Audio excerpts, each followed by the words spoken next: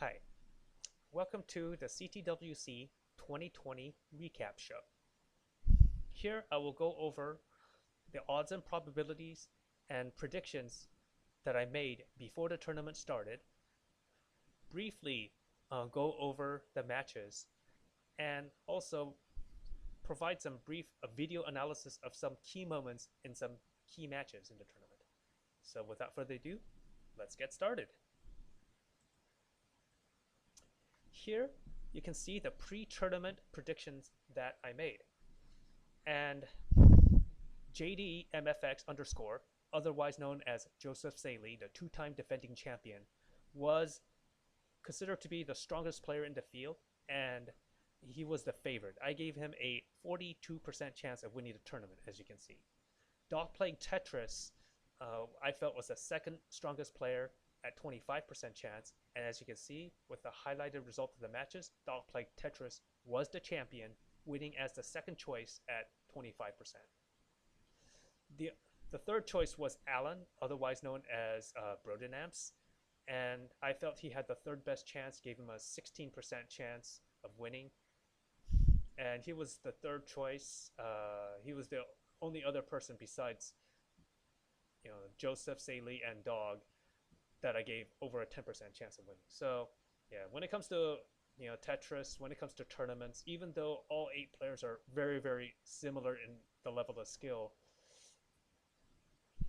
there's a cascading effect. It's not easy to win 3 matches in a row, and I felt that just the tiniest of edges for JD would add up, and that Dog would be really the one to challenge him. And you can see that in the odds where Dog and JD were given about a 67% chance, or about a 2 and 3. And if you add Alan to the equation, those 3 players I felt had over an 80% chance of winning the tournament. And as you can see, one of the top 3 players did win the tournament. So in the first game, Dog playing Tetris played Cheesefish, and they both gave a good account of themselves. Dog playing Tetris after a slow start was just fully on his game, and Cheesefish played smart. He used the right strategy. He had the right level of aggression, and he wasn't at his absolute peak, but he was playing well, and he was using good strategy, and he gave a good account of himself, and he put real pressure on Dog while going down in the first round. Now the second match was the big upset, the biggest upset in the tournament, and as you can see, really the biggest upset by far, and the most unlikely result by far. So how was Huff able to do it? Well, when you're a big underdog, one of the biggest mistakes that I see is that people think that they have to do something that's kind of beyond their abilities. So you'll see an underdog pressing and take big risk and try to do things beyond their abilities. And that is exactly what you don't want to do when you're a big underdog. What you do want to do is you just want to play your game, have a game plan, execute your game plan, and just hope the other guy messes up. Or just maybe he gets lucky and JD throws 3 times, or maybe JD has a suffer game and he just outscores him in one of them. Just some combination of that, and he can win the match if that happens. And so let's take a look at some of the clips to see what did happen and how Hufflepuffus was able to pull off just an amazing upset. Okay, so game 1, JD is up basically by 67,000 points. He's up by 3 Tetrises. He is in great position right here. I mean, basically from this situation, given the skill gap, given his position, I give him over an 80% chance of winning this game. And so he does not need to take big risks to win here. He just needs to play his game. And you see it's unavoidable. Dependencies are unavoidable, but he's mitigating that very well, and he's building very well. And then right there, you see that Z piece, he creates an intentional overhang. That's exactly what you want to do when you're building for a 1.3, but that's not what you want to do in a tournament situation. It's just a little bit too risky, I believe. And as you can see, that puts him in a very bad situation. And sometimes you get bailed, and sometimes you don't. And you need to get good pieces, and just, in this case, he just was not able to do so. He eventually topped out and he lost that game. and it was just unfortunately it was just so unavoidable, you know. But I remember a few days before the tournament began, he was practicing and he was able to do two 1.3s in a span of 30 minutes. And as you can see in game one, that is actually the type of build that you want to do when you're going for a 1.3. That the Z piece was actually not a misdrop. That is an intentional overhang that you create when you're going for a 1.3 in order to burn fewer lines. But in a tournament situation, I think it was a bit risky, and sometimes something like that, if it works, it maybe nets you 10,000 points on average. So it's just that's not. He just did not need to do that in order to win that match, especially when it looked like he was in a very good position. So let's go to game three. JD did win game two with a great performance, and game three was right here. I mean, he's behind, so he does need to take some risk here. But as you can see, Huff is not in the best situation, so he can catch up. But this is, oh, he hangs that square piece, and yeah, that's puts him in a bad situation to begin with. And that hung eye piece puts him in an even worse situation. Now, he can burn up, but he will lose pace, and it's really a brutal game because not only do you need to survive, you need to make Tetrises, and you need to burn, and just one or two hung pieces, and you're done.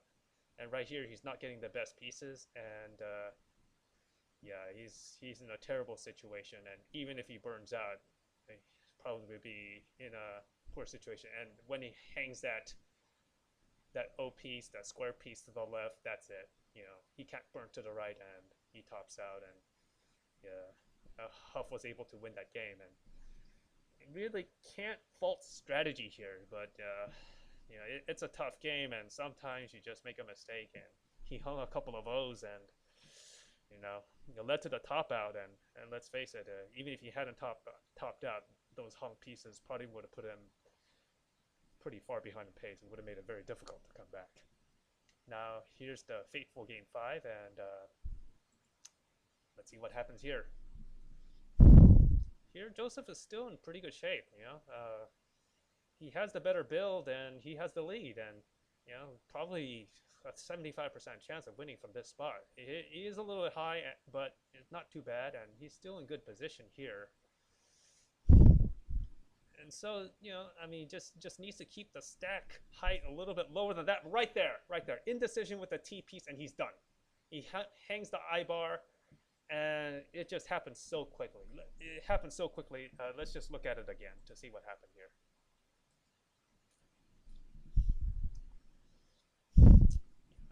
Yeah, one of the things, maybe he could have done differently is that it is 18 and he's up. You don't need to build that high, But again, this is still a very, very reasonable build. I really don't see any strategic mistakes here. Even building high, that's doable.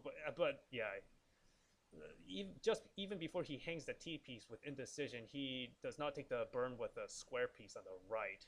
And taking a double with that square piece maybe could have given him a little bit more time to react, which would have prevented maybe that moment of this indecision, or allowed him a little bit more time to move that T piece to a better place, and also perhaps give him more time to get that I bar to the right, which would have given him a Tetris and saved his game.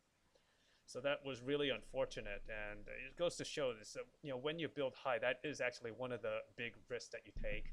Is that if you have that little bit moment of indecision, it's a killer.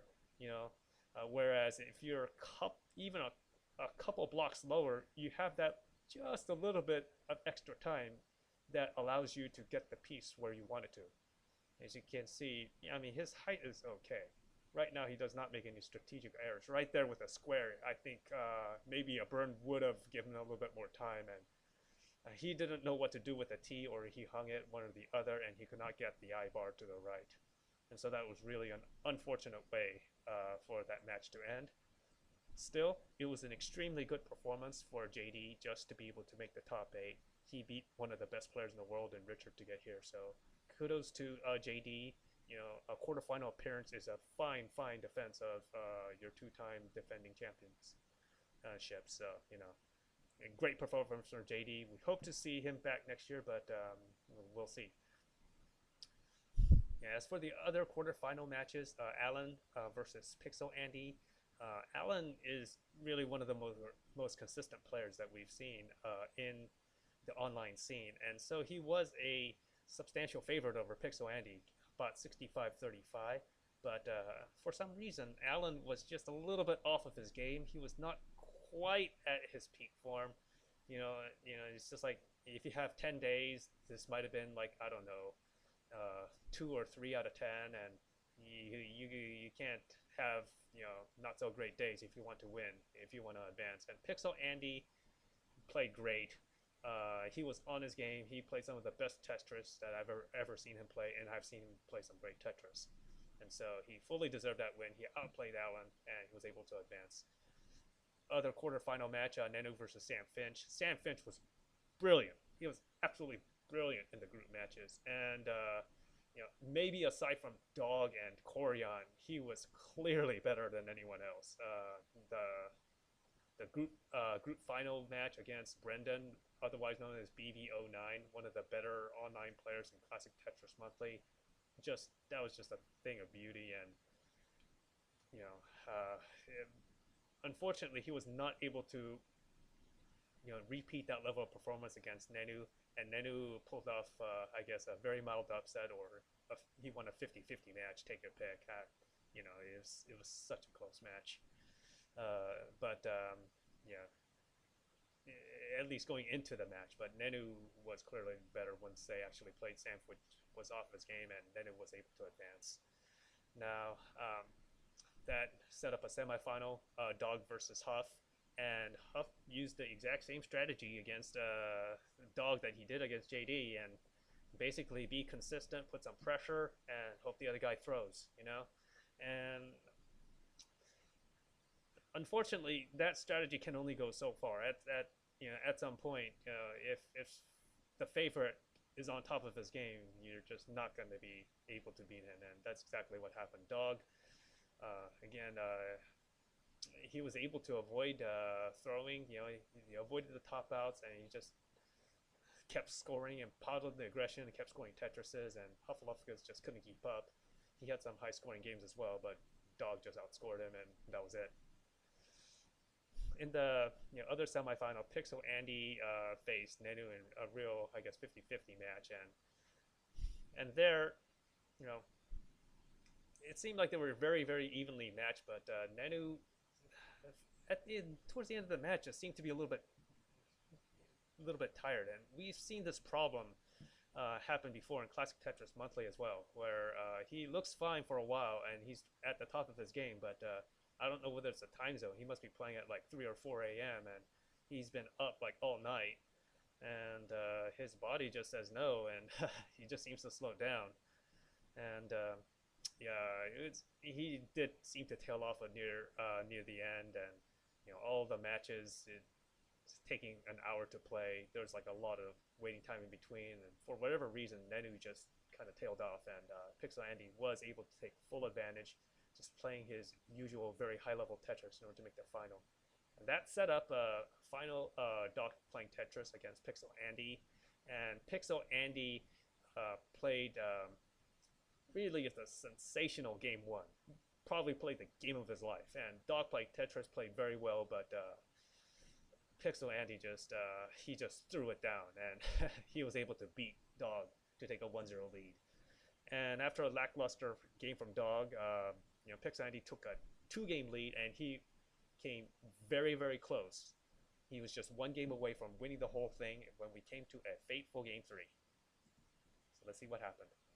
See, Dog has a comfortable lead, and it looks like he has this in the bag as long as he does not top out. He just needs to average like 60% Tetris rate and maybe score about 400k post-transition. He's got this, probably.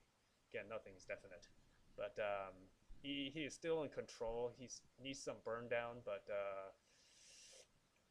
not getting the best pieces. And right there, he commits the T, and he cannot get the square into that square hole, which creates a very dicey situation, and everything's happening so fast. Somehow gets that piece to the right. I don't know how he did that. That must have been a 16 hertz. That was a Eric ICX tap, and that allows him to clear all the way down and still has a 92,000 point lead. And from there, he was able to safely guide it home and take the first game in order to cut the lead to 2-1. So, yeah, it just goes to show how tournaments and matches can turn on a dime. In this case, less than 2/10 of a second. That's how long it took for him to tap the thing to the right with, like, I don't know, 16 hertz tap or whatever that was. So yeah, just as for how that situation arrived, I mean, it happened so quick, and he didn't seem to make any really bad decisions. It's just that sometimes you commit to a piece, and when sometimes you have to make the commitment before you know what the next piece is. So even though he knew that he had to place the T somewhere, without knowing that the piece after that was a square, he had to make a commitment then. And then once he saw the square, he could not adjust and make that one frame tap to the left in order to put that square into that square hole and make it a much easier burn down.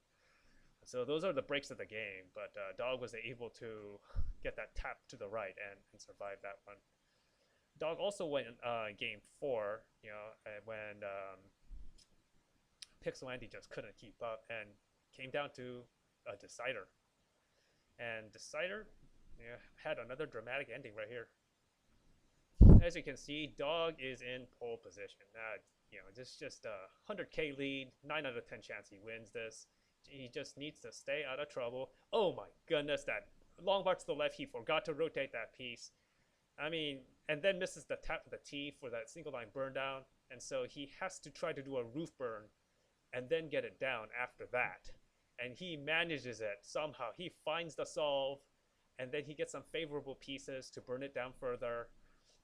That long bar was a lifesaver, and he is able to get another square piece, and he burned it all the way down. And although he lost all of his lead, he was eventually able to come back, and he won the deciding game 5 of the championship, and he won the entire tournament. I guess second choice in the betting at 25% odds, and he was able to do it. So congratulations to Dog playing Tetris. That was a sensational performance. That tap to the right and that roof burn in game 5, those two moments will live in CTWC history as some of the best plays that anyone has ever seen in a tournament situation, and just goes to the growth of the game of Tetris. Also, congratulations to Pixel Andy, just an amazing performance. This is by far the best performance I've ever seen from Pixel Andy. He was able to really raise his game to a level I've never seen before when the stakes were at their highest. So congratulations again, and really to everyone who qualified for the top 8, and even everyone who qualified for the top 64. You have to be an amazing Tetris player just to get so far, and I congratulate them all for being able to do what they did. I mean, I've played the game myself and know how hard it is, so, what can I say? Congratulations to Doc playing Tetris, champion of 2020, and I hope to see another great tournament in 2021. All right, that's all. Thank you.